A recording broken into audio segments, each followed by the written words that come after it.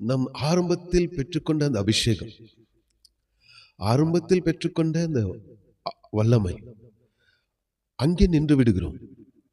அதல்ல, வளர்ந்து கொண்டே இருக்கணும். கிறிஸ்துவனுடைய வாழ்க்கை ஒவ்வொரு நாளும் வளர்ச்சி அடையணும். பிரசங்கி சொல்லுகிறார் அல்லவா, காலைதோறும் கர்த்தருடைய கிருபை புதிதானவைகள். ஹல்லேலூயா. எபிரேயர் 6ஆம் அதிகாரம் 1வது வசனத்திலிருந்து நான் வாசிக்கிறேன். ஆகையால் கிறிஸ்துவை பற்றி சொல்லிய மூல உபதேச வசனங்களை நம்மை விட்டு செத்த கிரிகளுக்கு நீங்களாகும் மனம் திரும்புதல், தேவன் பேரில் வைக்கும் விசுவாசம், ஞானஸ்தானங்களுக்கு அடுத்த உபதேசம், கைகள் வைக்குதல், மரித்தோரின் உயிர்த்தெழுதல், நித்திய நியாயத்தீர்ப்பு என்பவைகளின் அஸ்திவாரத்தை மறுபடியும் போடாமல் பூரண ஆகும்படி கடந்து போவோமாக. ஹல்லேலூயா. இங்க பவுல் எபிரேயர் எழுதினது பவுலுதான் என்று எல்லோரும் சொல்கிறார்கள். ஆனால் அது உண்மையாக யார் எழுதினாரோ தெரியாது. ஆனால் எபிரேயர்ல சொல்லப்பட்டிருக்க வசனம் என்னென்றால், ஆகையினால் கிறிஸ்துவை பற்றி சொல்லிய மூல உபதேச வசனங்களை விட்டு ஆரம்பத்தில் ரட்சிக்கப்படுவதற்கு, ஞானஸ்தானம் எடுப்பதற்கு, அற்புதங்களை செய்வதற்கு, மனம் திரும்புவதற்கு, தேவன் பேரில் வைக்கிற விசுவாசத்தை குறித்தும், ஞானஸ்தானங்களுக்கு அடுத்த உபதேசம், கைகளை வைக்குதல், மரித்தோர் உயிர்த்தெழுதல், நித்திய நியாயத்தீர்ப்பு என்பவைகளாகிய அஸ்திவாரத்தை மறுபடியும் போடக்கூடாது, பூரணம் ஆகும்படி கடந்து போங்கள் என்று சொல்கிறார். ஹல்லேலூயா. நாம் பூரணமாக மாற வேண்டும். வைத்துக் கொள்ளுங்கள், பூரணமாக என்பது இயேசுவின் சாயலாக மாற வேண்டும். இயேசு எப்படி சிந்திக்கிறாரோ, இயேசு எப்படி பேசுகிறாரோ, இயேசு எப்படி நினைக்கிறாரோ, அவர் என்ன விரும்புகிறாரோ அதே போல இருக்கும்படிக்கு தேவன் விரும்புகிறார். பிசாசவன் யாவாளிடத்தில், ஆதாமிடத்தில் என்ன சொன்னான், அதை நாம் பார்க்க போகிறோம். ஆதியிலே 3ஆம் அதிகாரம். அங்கே அநேகர் பிசாசு பொய்யை சொன்னான் என்று சொல்வார்கள்.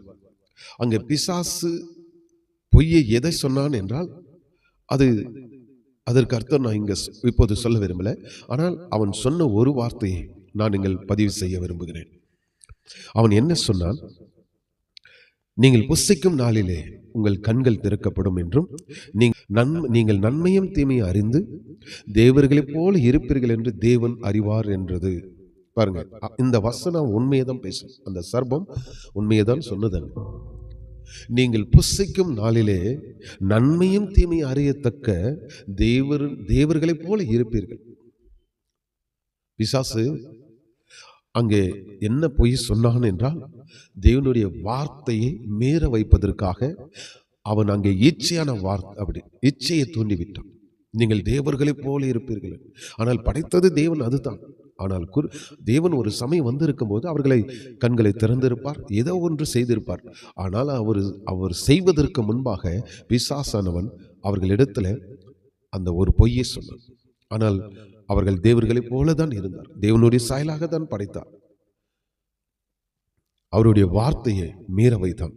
அதே வசனம் அதே அதிகாரத்தில் ஆதியாகமம் 3:22 நான் வாசிக்கிறேன், பார்ப்போம். பின்பு தேவனாகிய கர்த்தர், இதோ மனுஷன் நன்மையும் தீமையும் அறிந்தவனாய் நம்மில் ஒருவனை போல் ஆனான். பாத்தீங்களா, அங்க பிசாசு என்ன சொன்னான், நீங்கள் தேவர்களைப் போல இருப்பீர்கள்.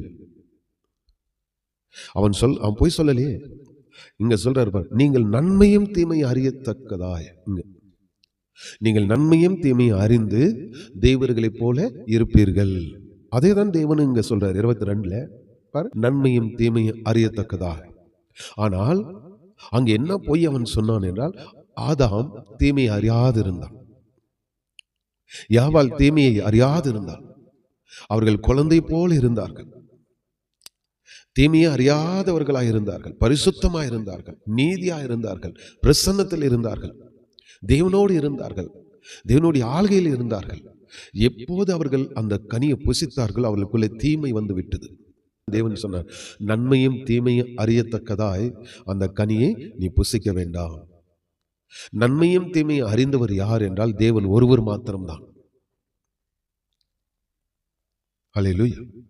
அதுதான் எபிரேயர் சொல்கிறது, இவைகள் எல்லாம் விட்டு நீங்கள் பூரணமாகும்படி கடந்து போவோமாக. பூரணம் என்பது தேவனுடைய குமாரனுடைய சாயல். ஹல்லேலூயா.